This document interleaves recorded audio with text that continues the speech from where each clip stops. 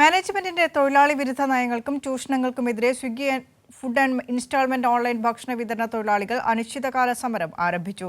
CITU, INTUC, HMS, STU തൊഴിലാളി സംഘടനകളുടെ സംയുക്ത സമരസമിതിയുടെ നേതൃത്വത്തിലാണ് അനിശ്ചിതകാല പണിമുടക്ക് ആരംഭിച്ചത്. ഓൺലൈൻ ഭക്ഷണ വിതരണ മേഖലയിലെ തൊഴിലാളികൾ തൊഴിൽ മേഖലയിൽ അനുഭവിക്കുന്ന ചൂഷണങ്ങൾ നിരവധിയാണ്. മഴക്കാലത്തും വേനൽക്കാലത്തും അനുഭവിക്കുന്ന യാത്രാ പ്രശ്നങ്ങൾ, സുരക്ഷിതത്വം ഇവയൊക്കെ തൊഴിലിനെയും ആരോഗ്യത്തെയും ബാധിക്കുന്നു എന്നത് മാത്രമല്ല, വളരെ തുച്ഛമായ വേതനവും തൊഴിൽ മേഖലയെ പ്രതിസന്ധിയിലാക്കുകയാണ്.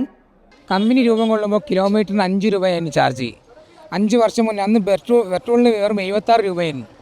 ഇന്നും പെട്രോളിന് 105 രൂപയുള്ള കാലത്തും അതേ 5 രൂപ തന്നെയാണ് കമ്പനി തരുന്നത്. 10 കിലോമീറ്റർ പോയാൽ നമുക്ക് 50 രൂപ കിട്ടും. തിരിച്ചും ഇങ്ങോട്ട് വരുമ്പോൾ 10 കിലോമീറ്റർ 20 50 രൂപയ്ക്ക് 20 കിലോമീറ്റർ ഓടണം.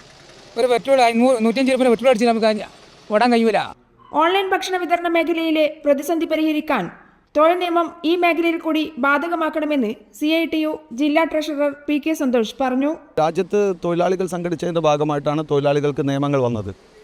തൊഴിലാളികളുടെ അധ്വാനത്തിൻ്റെ ഭാഗമായിട്ടാണ് നിക്ഷേപകർക്ക് ലാഭം ഉണ്ടാക്കുന്നതും എല്ലാം ഉണ്ടാക്കുന്നത്. അപ്പോൾ അതിനെ സംരക്ഷിക്കാൻ വേണ്ടി പണ്ട് കാലത്തെ നമുക്ക് തൊഴിൽ നിയമങ്ങൾ ഇവിടെ ഉണ്ടായിട്ടുണ്ട്.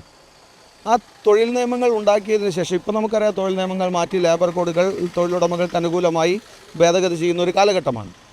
അവിടെ ഇത്തരം തൊഴിലാളികൾക്കൊരു നിയമം പോലുമില്ല. ഇപ്പോൾ നിലവിലുള്ള തൊഴിൽ നിയമങ്ങൾ ഇവരെ ഉൾക്കൊള്ളാൻ കഴിയുന്നില്ല.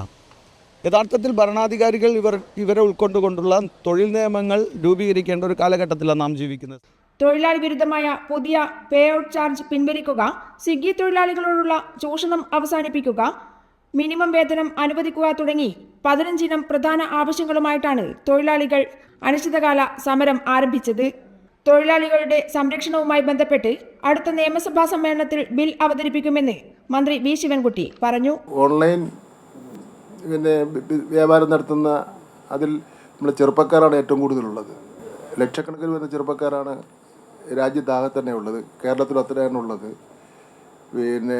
അവർക്ക് വേണ്ടി ഒരു ബില്ല് തയ്യാറായിക്കൊണ്ടിരിക്കുകയാണ്. അവരുടെ ജോലി സംരക്ഷിക്കുന്നതിന് വേണ്ടിയുള്ളൊരു ബില്ല് അടുത്ത നിയമസഭയിൽ കൊണ്ടുവരുന്നതിനെ സംബന്ധിച്ചിടത്തോളം കഴിയുമെന്നാണ് ഞാൻ പ്രതീക്ഷിക്കുന്നത്. കൈരളി ന്യൂസ്, കോഴിക്കോട്.